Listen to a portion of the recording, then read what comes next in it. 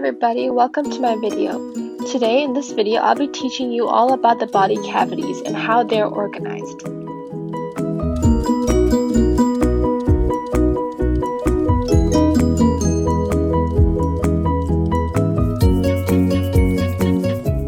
Now you may think that our body is made up of mostly bones and muscles, but in fact, our body has a lot of spaces which are called cavities.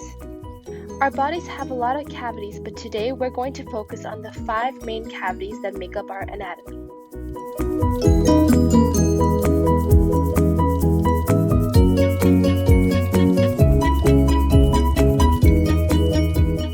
If you look at a person from the side, you should be able to see how their body can actually be separated in 2 halves, the ventral side or the ventral cavity, and the dorsal side, also known as the dorsal cavity. These are the 2 main cavities in our body. Breaking it down, first we have the smaller cavity, which is the dorsal cavity. This cavity can be divided into 2 parts, the cranial cavity, which houses the brain, and the vertebral cavity that holds the spinal cord. Here's a summary of the smaller dorsal cavity. First, you have the cranial cavity, which houses the brain, and next you have the vertebral cavity that houses the spinal cord. This is what makes up the dorsal cavity.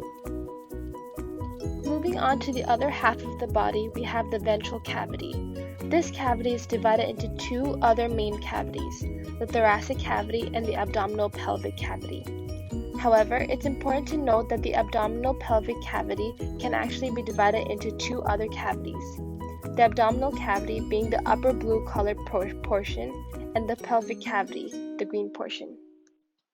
Going back quickly, we're going to take a deeper look into the thoracic cavity. This cavity may seem like just one big cavity, but it is in fact divided into smaller regions as well. Taking a look at the torso model from the front, we have the mediastinum. The mediastinum consists of the middle region of the torso, including the heart and its cavity. Next, we have the pericardial cavity. This cavity holds the heart and it is located in the mediastinum. We also have the pleural cavity that holds both our lungs in place. Here's a quick recap of the ventral cavity. As we learned earlier, the ventral cavity is divided into the thoracic cavity and the abdominal pelvic cavity. These 2 cavities are separated by the diaphragm. The thoracic cavity consists of the pleural cavity, which holds the lungs, the mediastinum that has the heart, thymus, esophagus, trachea, and several large blood vessels, and the pericardial cavity, which holds the heart. The abdominal pelvic cavity can be further divided into 2 parts. First, we have the abdominal cavity, which holds the stomach, spleen, liver, gallbladder, small intestine, and most of the large intestine. Next, we have the pelvic cavity, which holds the urinary bladder, portions of large intestine, and internal organs of reproduction. Thanks to these cavities and the way they are organized, our organs are able to be kept protected and secured as they undergo their daily processes.